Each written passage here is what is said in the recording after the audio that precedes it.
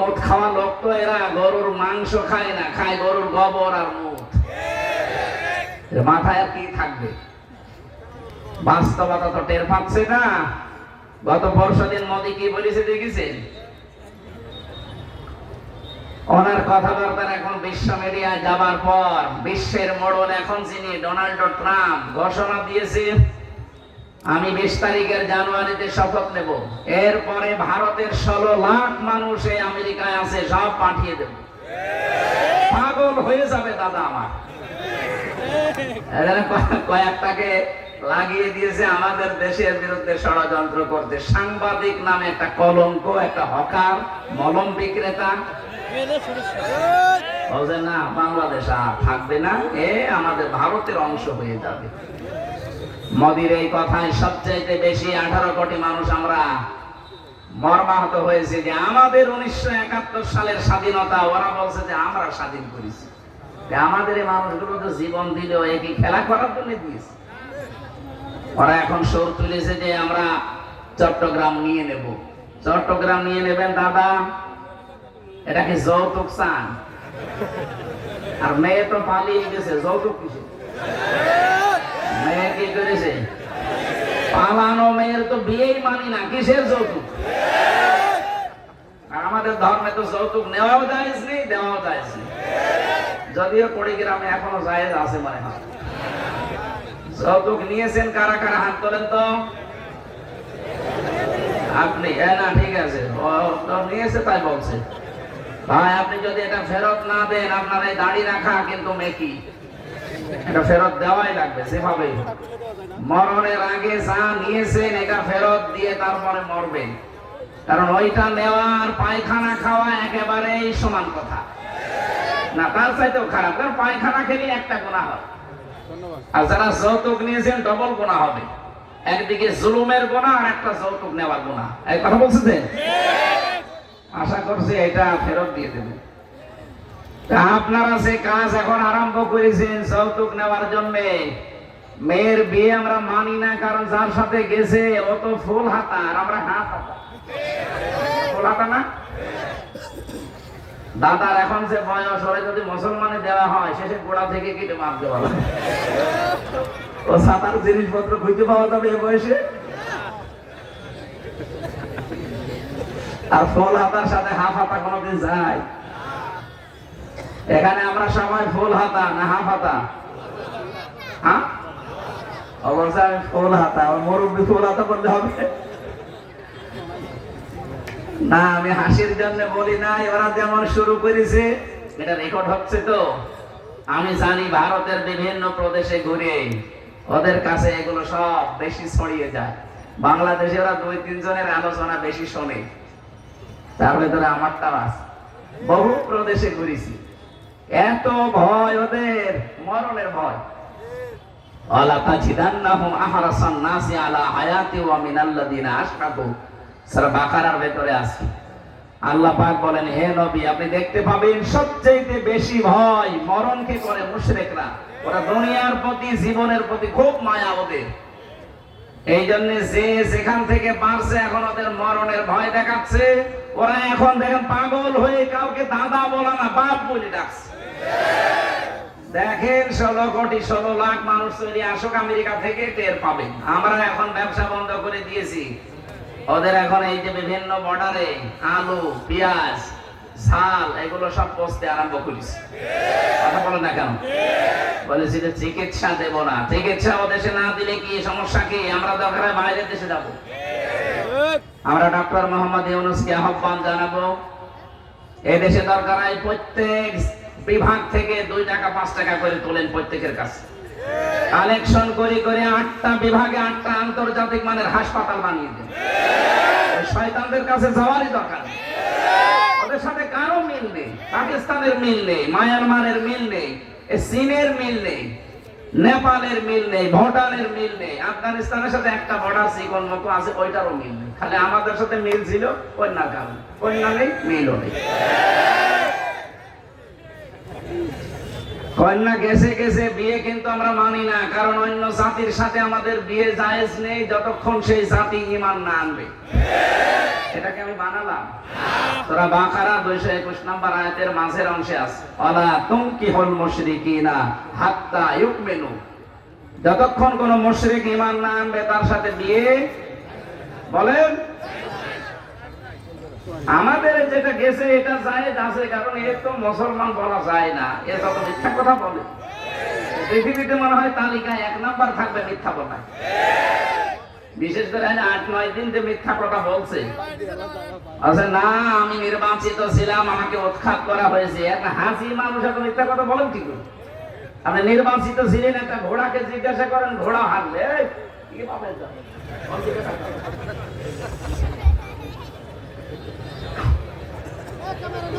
এই 15.5 বছরে বাংলাদেশে কোন নির্বাচন হয়নি, এইটাই ফাইনাল। কথা বলেন না কেন?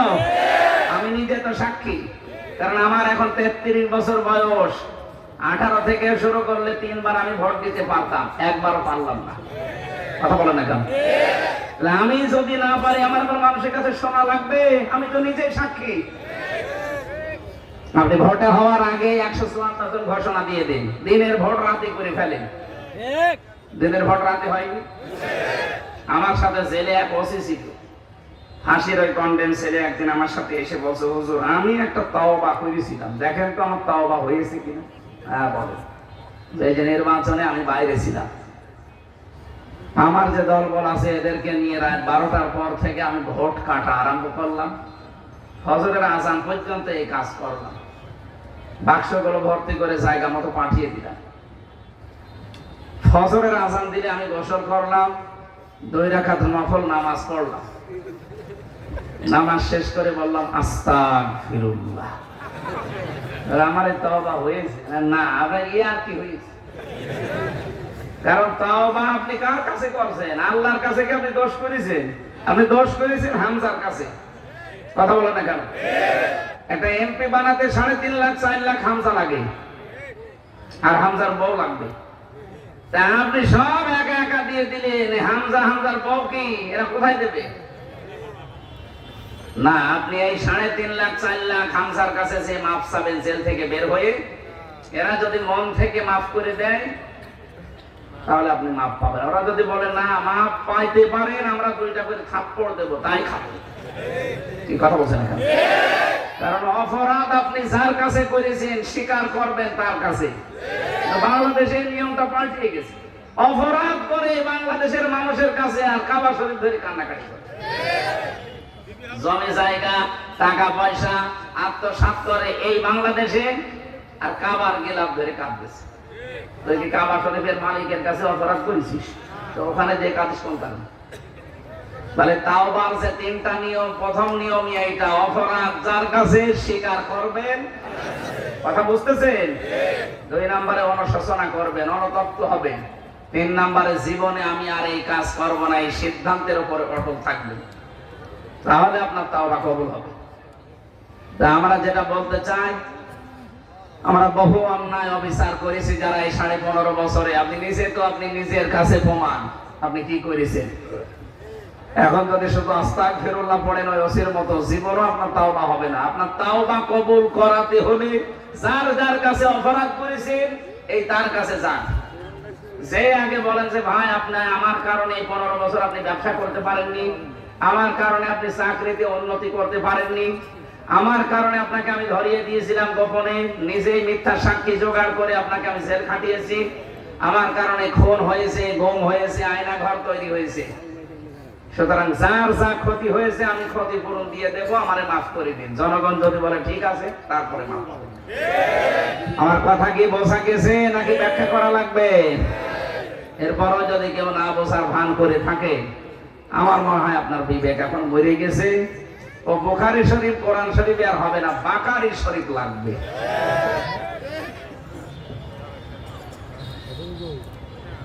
আমার ভাইরা, কোরআনে কারীমের ভেতরে যে প্রথম শব্দটা আমরা আল্লাহর পক্ষ থেকে পেয়েছি, বৈষম্য বিরোধী ছাত্র আন্দোলনের 6টা আছে আয়াতে। তারা চেয়েছিল আমরা ন্যায় বিচার চাই, আল্লাহ প্রথমে এটা দিয়েছেন। 2 নম্বরে তারা ছিল মানবতা। কি মানবতা চাইনি তারা? মানব অধিকার ফিরে পেতে চেয়েছিল, দ্বিতীয় নম্বরে আল্লাহ ওইটা দিয়েছেন আল ইহসান। 3 নম্বরে তারা চেয়েছিল বৈষম্য সব দূর হয়ে যাবে, কোন বৈষম্য যেন না থাকে। আল্লাহ 3 নাম্বার পয়েন্টে ওই শব্দটাই দিয়েছেন। আমরা যেহেতু সংস্কার চাই, সব জায়গায় সংস্কার আরম্ভ হয়ে গেছে অলরেডি। বিশেষ করে এখন বাংলাদেশের সংবিধান ও সংস্কার আরম্ভ হয়েছে, চেষ্টা যখন চলছে হয়ে যাবে। আমরা চাই কোরআনে কারিমের সূরা ফুরকান নামে একটা সূরা ৭৭টা আয়াত দিয়ে সাজানো আছে। কয়টা? এই ৭৭টা আয়াতের ৭৩টা আয়াত হচ্ছে সংবিধানের ধারা, কারণ ফুরকান মানে সংবিধান। আমাদের ৯৬% মুসলমানের দেশে যদি এই ৭৩টা ধারা দিয়ে সংবিধানটা তৈরি করা হয়, আল্লাহর কসম, আল্লাহ গ্যারান্টি দিয়েছেন এই পৃথিবী মিনি জান্নাত হয়ে যাবে।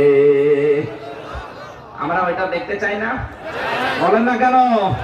আল্লাহ যেন আমাদের চর্ম চোখে ওটা দেখে মরার তৌফিক দেন, বলেন আমিন। এটা খুব দরকার আমাদের দেখা, কারণ ৫৩ বছর তো বিভিন্ন জিনিস দেখলাম। কোরআন দিয়ে ৫৬,০০০ বর্গ মাইল চললে কেমন দেখা যায় এটা এখন আমরা দেখিনি। দেখেছেন? চাঁদাবাজি না থাকলে কেমন হয় দেশটা, দেখেছেন? এখনো কিন্তু চাঁদাবাজি থেমে নেই, চলছে।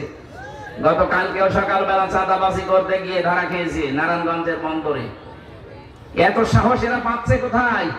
প্রশাসনকে বলবো চাঁদাবাজি না, চাঁদা নাম শুনলে ওখানে একেবারে জিন্দা খবর দিয়ে দেবে। ডাক্তার শফিকুর রহমান আমিরে জামাত ঘোষণা দিয়েছে, যদি ইসলামে দেশে আসে সর্বপ্রথম এই দেশ থেকে 2টা জিনিস বিদায় করব। একটা হচ্ছে চাঁদাবাজি। নিজে তো করবই না, কাউ করতে গেলে করতেও দেব না। এটা আমরা চাই না।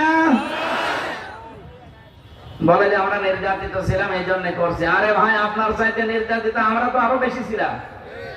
কই 5 তারিখের পর থেকে 3 মাস পার হয়ে গেল, আজ পর্যন্ত তো একটা কাদা আমাদের গায়ে লাগে নাই। কোন কারণে কাজ করা লাগবে? ওয়ালা ইয়াজরিমান্নাকুম শানাআনু কওমিন আলা আল্লা তা'দিলু ই'দিলু হুয়া আকরাবু লিত-তাকওয়া আত্তাকুল্লাহা ইন্নাল্লাহা খাবীরুম বিমা তা'মালুন। সূরা মায়েদার ভেতরে আল্লাহ জানিয়েছেন, কারো প্রতি রাগান্বিত হয়ে হিংসার বশবর্তী হয়ে তার যেন ক্ষতি করে ফেলো না। এটা নাযিল হয়েছিল বিশ্ব নবী যখন হুদায়বিয়ার সন্ধির সময় কাবা শরীফে আসতে পারলেন না, ওরা বাধা দিয়ে দিল। নবীজি তাবু গাড়লেন। সকালবেলা দেখলেন একটা দল সিরিয়া থেকে আসতেছে কাবা ঘর তাওয়াফ করার জন্য। কাফেররা তাদেরকে বাধা দেয় না, দিয়েছে শুধু মুহাম্মদ রাসূলুল্লাহর সাথে যে 1400 ওই মানুষগুলোকে। সাহাবায়ে কেরাম বলে, হে রাসূল, ওরা আমাদেরকে প্রবেশ করতে দেয়নি, ঢুকতে দেয়নি কাবা শরীফে। এই যে একটা দল আসতেছে, এগুলো কাফের, আপনি আমাদেরকে অনুমতি দেন, আমরা এই মুহূর্তে ওদের উপরে আক্রমণ করে প্রতিশোধ নেই, কারণ এরা ওই রকমই। নবীজি বললেন, না, এ কাজ করা যাবে না। কারো প্রতি হিংসা আর বশবর্তী হয়ে অন্য কারো যদি আপনি ওই পরিমাণ ক্ষতি করে দেন, আল্লাহ রাব্বুল আলামিনের কাছে ওরা আর আপনি সমান হয়ে যাবেন। কিন্তু যদি সুযোগ পাওয়ার পরও আপনি মাফ করে দেন, এইটাই হচ্ছে ন্যায় বিচার, এইটাই তাকওয়ার কাছাকাছি বিষয়। এটা আমার মনে হয় এদেশে কোরআনে কারিমের রাত যারা কায়েম করতে চায়, বিশেষ করে ইকামতের দিন যারা এদেশে প্রতিষ্ঠা করতে চায়, এই মানুষগুলো অলরেডি বুঝেছে আয়াত দিয়ে। খুব সূক্ষ্ম বিষয় কিন্তু এটা। ওয়ালা ইয়াজরিমান্নাকুম শানাআনু কওমিন, কোন ব্যক্তি, কোন দল, কোন গোষ্ঠী, কোন জাতি, তাদের উপরে হিংসার বশবর্তী হয়ে তোমরা এমন কিছু অত্যাচার, জুলুম, নির্যাতন করবা না যে ওইটা পার হয়ে যায়। আগস্টের 5 তারিখের পর থেকে ঠিক এই আয়াতটা আমরা অনেকেই মেনে চলছি এবং চলবো ইনশাআল্লাহ। কিন্তু কত মানুষের জীবনে আমরা আয়াতটা দেখতে পাচ্ছি না। ওরা যা অত্যাচারিত হয়েছে তার সাথে 10 ডবল এখন শুরু করে দিচ্ছে। মানুষ কিন্তু এটা এখন সচেতন হয়ে গেছে। নারায়ণগঞ্জের এই চাঁদাবাজিটা সারা বাংলাদেশের ওই দলের লোকদের উপর এখন ইফেক্ট ফেলেছে। বাংলাদেশের সাধারণ মানুষের ভেতরে এখন এই বোধ চলে এসেছে, মানুষ থালা হাতে না পেয়ে যদি চাঁদাবাজি আরম্ভ করে, থালা হাতে পেয়ে কি করবে? এই জন্য মানুষের ভেতরে কিন্তু এখন গঞ্জন অলরেডি সারা দেশে চলছে। সাবধান, এখনো থামেন।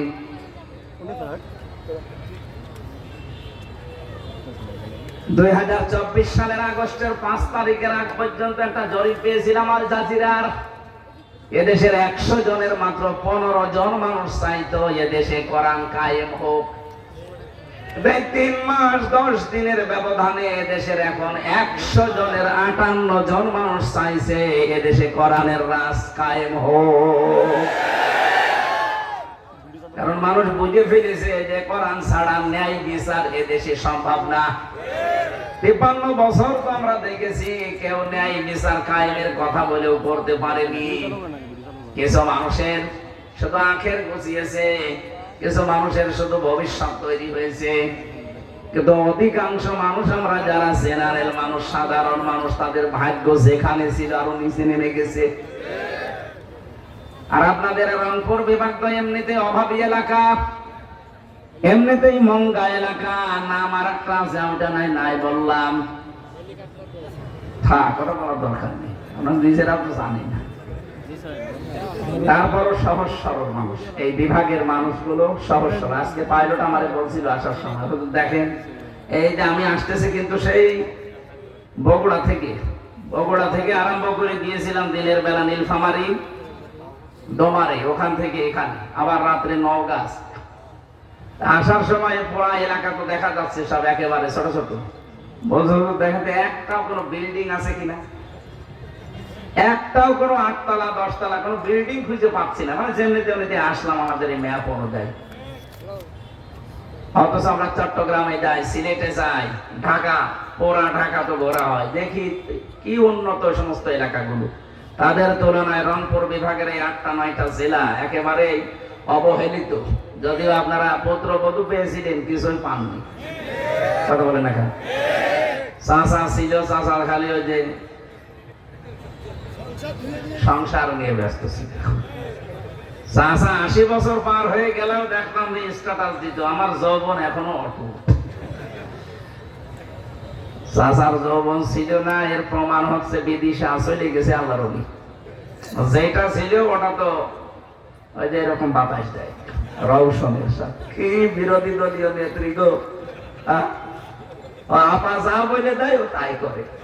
এই হচ্ছে বিরোধী দলীয় নেত্রী ছিল। কপালটা পুড়িয়েছে আমাদের এই মহিলার কারণে। ব্যাকআপ যদি শক্ত হইতো আমাদের এত অত্যাচারিত হওয়া লাগতো না। এই কথা বলে না কেন? কোথায় আছে সে আল্লাহর ওলি? তার তো কোনো খোঁজ পাওয়া যায় না। আমার ভাইরা, এখানে আমি যেটা বুঝি কোরআন হাদিস পড়ে, রংপুর বিভাগের মানুষগুলো গরিব হোক, মফিজ বলেন, যাই বলেন, এরা কিন্তু সহজ সরল। আর নবীজি জানিয়েছেন জান্নাতে যাবে ধনীদের চাইতে গরিব মানুষগুলো, সহজ সরল মানুষগুলো 500 বছর আগে। আয়াতে হাদিস অনুযায়ী আমি বলতে পারি বিশ্বাস করে, বাংলাদেশের মানুষকে আল্লাহ যদি জান্নাত দেওয়া আরম্ভ করে, এই রংপুর বিভাগের মানুষ আগে আরম্ভ হবে। কুড়িগ্রাম তো আরো বেশি, কুড়িগ্রাম আর লালমনিরহাট, এরা আমার মনে হয় 1 নম্বরে যাবে। নামাজ না পড়ি নাকি? নামাজ পড়ার দরকার নেই। আমরা তাহলে আসি কোরআনের আয়াতের দিকে। ইন্নাল্লাহা, আল্লাহ নিজে আদেশ দিচ্ছেন, ইয়ামুরু বিল আদলি, তোমরা ন্যায় বিচার কায়েম করো। এখন আদল কি? এখানে যারা তাফসীর বুঝবেন দেখবেন প্রতিটি নবীকে আল্লাহ আদল দিয়েছে, কথা কোরআনে দেয়নি। প্রত্যেকটা নবীকে আল্লাহ দিয়েছিলেন প্রথমত ইনসাফ। কি বললাম? ইনসাফ দিয়েছিলেন। নুন সিন ফা নিসফন থেকে শব্দটা এসেছে। নিসফন মানে অর্ধেক। নিসফন মানে কি? অন্যান্য নবীদের শরীয়তের দিকে তাকান, দাউদ নবীর দিকে তাকাবেন, সুলাইমান নবীর দিকে তাকাবেন। যত নবী আমি জীবনে পড়েছি তারা জাতির ভেতরে ইনসাফ কায়েম করেছিল। কেউ বিচার নিয়ে গেলে অর্ধেক করে দিত। এক মহিলা এসেছে তার সন্তান নিয়ে, আর এক মহিলা এসে বলে সন্তান আমার, মা দুইজন, ছেলে একটা, এক ছেলে দুই মায়ের পেট থেকে হতে পারে। সুলাইমান নবী চিন্তা করলেন কি করি এখন, দুইজনেই তো দাবি করে। তখন তো হয় এই মেশিন আবিষ্কার হয়নি যে ডিএনএ টেস্ট করে বলা যায় যে অমুকের ছেলে, তখন ছিল না। সুলাইমান নবী বললেন একটা তরবারি নিয়ে আসো। ছেলেটাকে সামনে রাখলেন, বললেন আমি দুই ভাগ করে সমান করে কেটে দুইজনকে দিয়ে দেই। যেটা নকল মা ওইটা বলছে ঠিক আছে তাই করেন, আর আপন যেটা ওটা বলছে না আমার সন্তান লাগবে না, আমি দিয়ে দিলাম, অন্তত বেশি থাক। সুলাইমান নবী টের পেয়েছেন যে আপন মা কোনটা। ডাক দিয়ে বলে ঠিক আছে আপনার ছেলে আপনি নিয়ে যান, আর এটা ভণ্ড, এর শাস্তি হবে। তাহলে অন্যান্য নবীদের জীবনী থেকে পেয়েছি তারা ইনসাফ কায়েম করত, সমান সমান। আর আমাদের নবীকে আল্লাহ ইনসাফ দিয়েছিলেন তো দিয়েছিলেন, আলাদা আর একটা বিষয় তাকে দিয়েছেন, বিল আদলি, ন্যায় বিচার, আদল। কি দিয়েছেন? আদল কি? মামান আলাদা লগাতার সারহান। আমি পড়া কোরআন শরীফের ভেতরে আদল পেয়েছি তিন প্রকার। এক নম্বরে আদল হবে আল্লাহর সাথে, দুই নম্বরে আদল হবে রাসূলের সাথে, তিন নম্বরে আদল হবে সৃষ্টি জগতের সাথে। এটা তাফসীর মাহফিল, যেহেতু সময় কম এজন্য আমি সামারাইজ করে ফেলছি। আল্লাহর সাথে কেউ যদি আদল করতে চায়, আল্লাহর এই কালামে 500 আল্লাহর বিধান আছে। কয়শো? এই 500টা মেনে তাকে দেখানো লাগবে, তাহলে তার সাথে আদল হবে।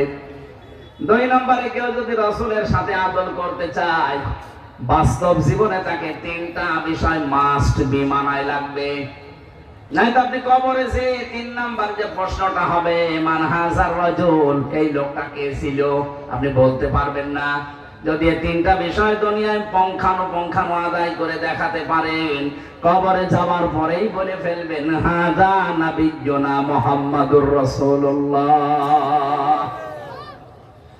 3 নাম্বারটাই বলার জন্য আমি বসেছি এখন। সৃষ্টি জগতের সাথে আদল হবে, বিনা কারণে আপনি একটা গাছের পাতাও ছিঁড়তে পারবেন না। কথা বলেন না কেন? অনেকে দেখে বাদাম খায় আর পাতা ছিঁড়তেছে রাস্তা দিয়ে যাওয়ার সময়। কাঁচা পাতা তো জিকির করে আল্লাহর, নিজেও তো আল্লাহর বিধান মানেন না, জিকির করেন না। একটা সৃষ্টি জিকির করছে, তার জিকিরটাও বন্ধ করে দিলেন। আশা করছি আদল এখান থেকে শুরু করবেন।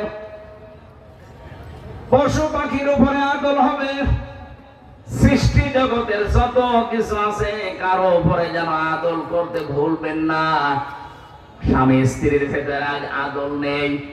কি কথা বলে দেখা, কত স্বামী এখানে আছে তারা আমার এই মোবাইলে মেসেজ দেয় মাঝে মাঝে, হুজুর বিয়ে করেছেন 2 বছর, এক জিনিস আর কতদিন খাবো।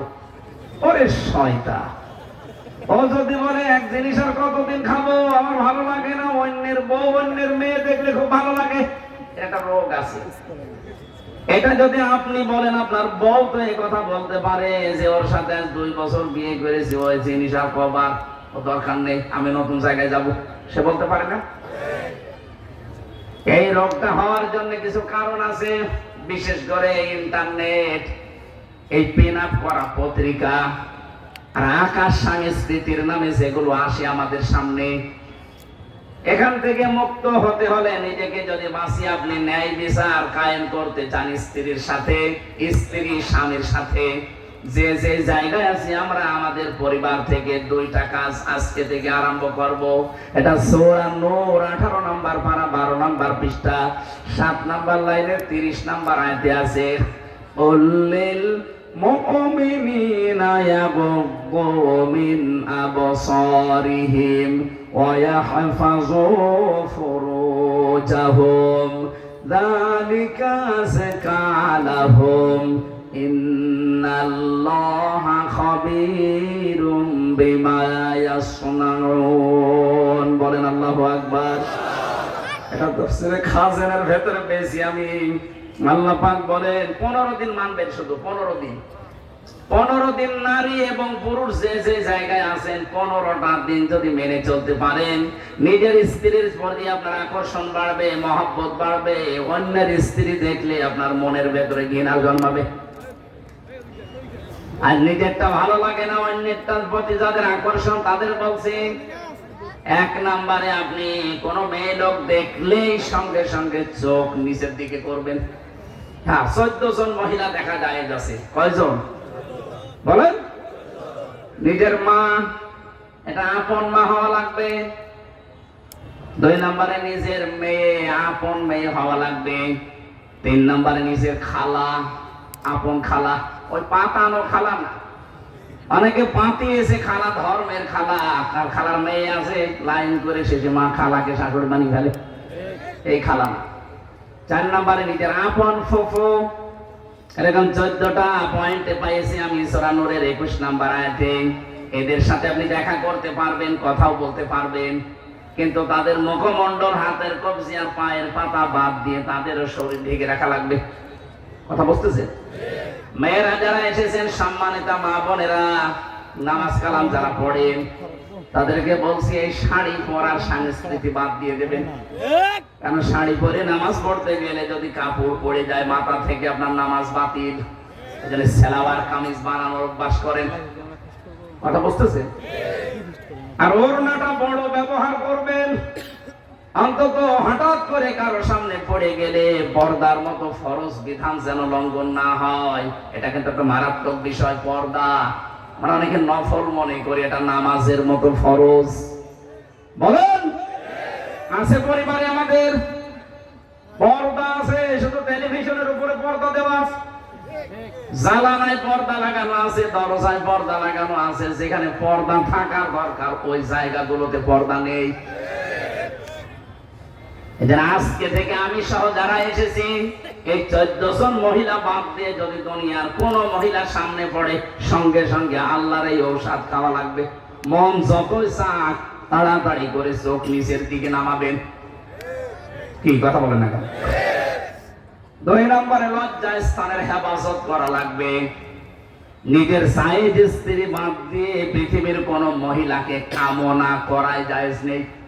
ইল্লা আলা আজওয়াজিহিম আও মা মালাকাত আইমানুহুম ফাইন্নাহুম গায়রু মালুমিন। বহু জায়গায় আল্লাহ দিয়েছেন এটা, যে নিজের স্ত্রী বাদ দিয়ে অন্য কোন মহিলাকে কামনা করা জায়েজ নেই। না করাই, শেষে হর্ষায় আছে, করাই জায়েজ নেই। অথচ অনেক মানুষ দেশে দেখে তারা লাইন লাগিয়েছে ভাবির সাথে, প্রতিবেশীর স্ত্রীর সাথে।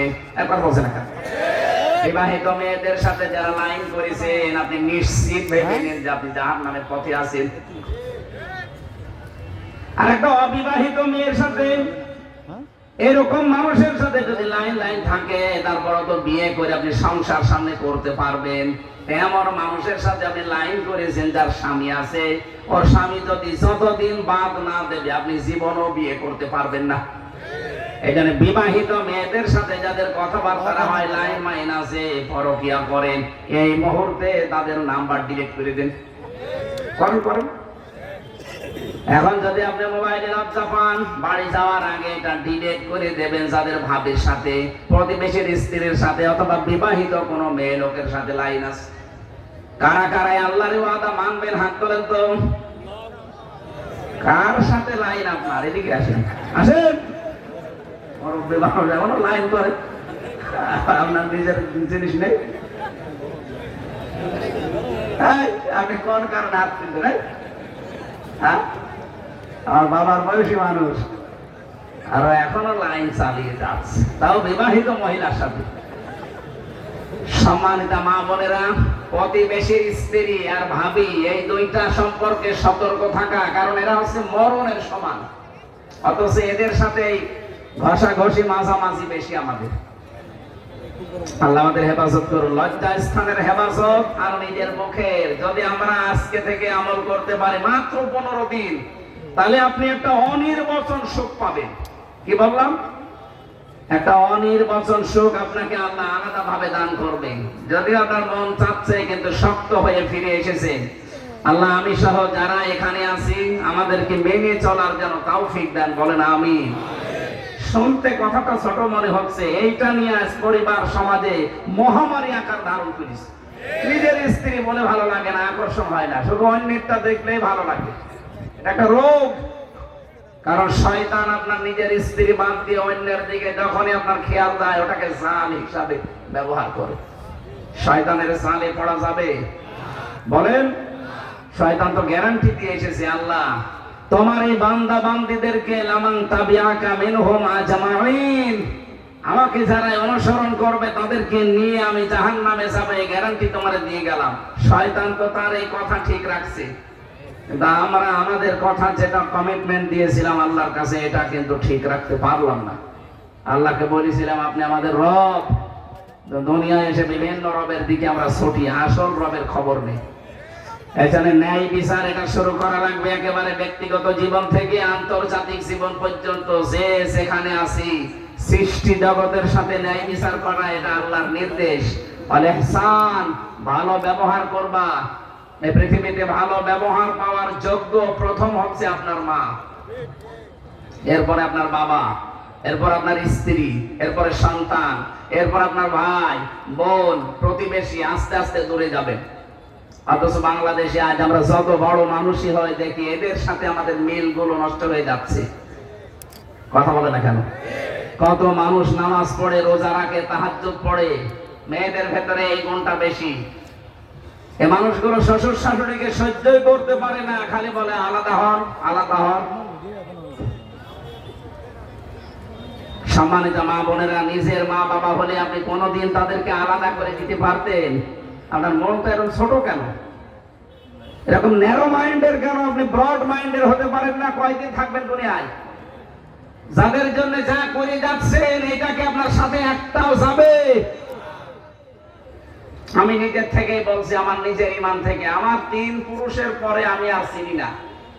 আমার নিজের আব্বার নাম হচ্ছে রিয়াজউদ্দিন, তার বাবার নাম জাহান আলী, তার বাবার নাম নমাজ আলী, এরপরে আমার আর জানা নেই।